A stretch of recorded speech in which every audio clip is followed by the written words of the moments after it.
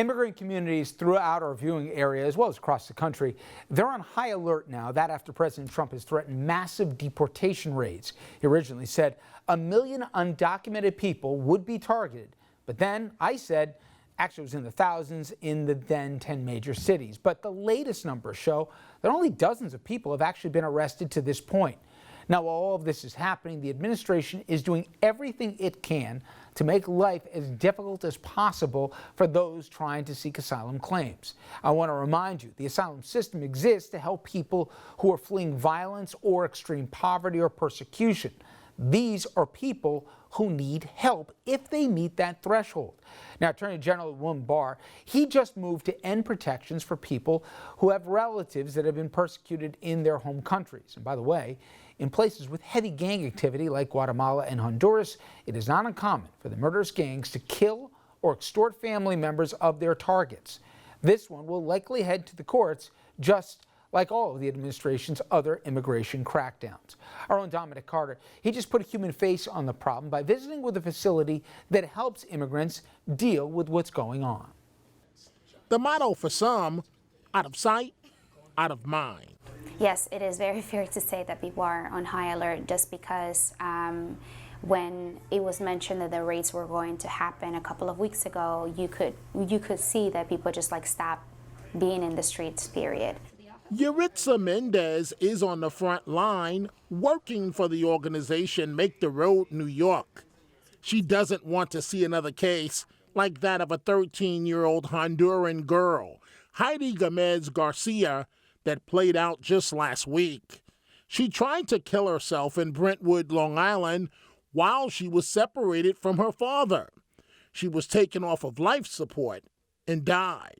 We have heard of, very difficult stories in the last couple of weeks that it's just, it breaks your heart, like the man in Long Island whose daughter committed suicide because he attempted to enter the country multiple times to reunite with her, or most recently a young man who had to serve time for over a year just because of a traffic violation and because he didn't have a driver's license. So things like that it just makes you realize that the administration is not going to stop. The larger community should start actually thinking about how they can protect their neighbors. And such groups around the country like Make the Road New York have become well versed in the law.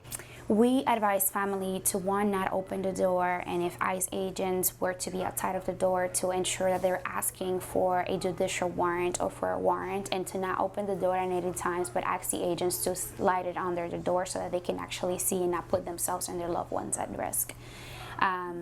We are telling them not to sign any documentations that they might be given by the ICE agents or say anything other than their legal name, just because we know that whatever information that they might share could also be used against them in the court of law. We also tell people that they have the right to, under the Fourth Amendment in the Constitution, against unreasonable searches and seizures, like in order for an agent to enter their home or enter their vehicle or either, try to pat them down, there has to be some probable cause in order for them to do so. Advocates are also warning families that an ICE encounter can be life-altering. To plan for the worst, like who will take care of your kids. People are not doing family preparedness as they should, leaving everything for the last minute, start having those hard and difficult conversations with the loved ones about, let's find the guardian or the tutor that will be taking care of my children who might be minors, right? And what will that mean?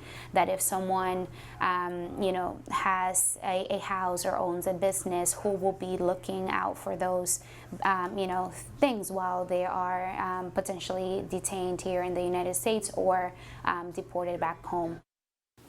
And Dom and Andrew are here to discuss. Dom,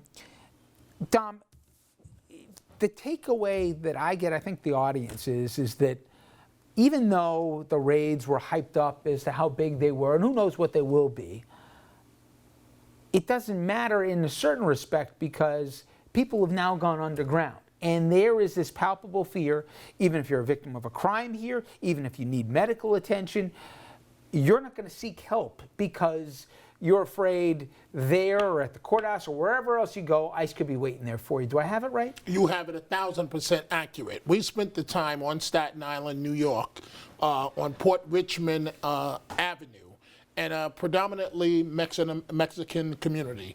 And it was impossible to get anyone to go on the air, an undocumented immigrant, to talk to get their take on what's going on. People are scared to death. That is the only way to put it, Richard. They are absolutely terrified that at any given moment an ICE agent could come up to them. And you know, Andrew, there is this misperception in at least the audience that the president is trying to reach, that people coming here, there's no distinction between somebody running across the border and somebody coming here to seek asylum. And for regular viewers of the program, they saw when I went to the border and how things actually work, because people now are seeking out border agents because they're seeking to go through the asylum process. This asylum process didn't start a year ago or anything. This has been since the dawn, and it was there for a reason. And it didn't happen to just people from south of the border. People have come from across this world to seek the United States, not always getting it, by the way. Far less than half actually get the asylum grants.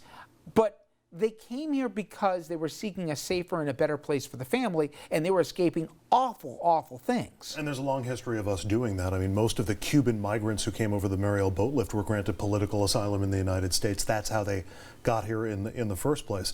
I think it's striking to me that Dominic used a word in describing how these communities are trying to cope as they're trying to find a foothold in the United States. They're living in fear. They're being terrorized by the United States government. And it's one thing if there actually is a sweeping crackdown to try to round them up and deport them, but this is really scaring them for the sake of their fear and for the political benefits that the president seems to think comes with it. But it's really inhumane in a way that we haven't seen in a very long time. I've never even heard or thought of an intentional plan to try and separate the families as a form of punishment and then lie about it when caught and still keep doing it, but I go down a road. But where are these ICE hotspots that I know the organization you dealt with and others are saying this is where they're going after these people? Well, number one, and Andrew hit it on the nose, Richard, with his last response, but number one, it can happen in any state where we're being seen right now.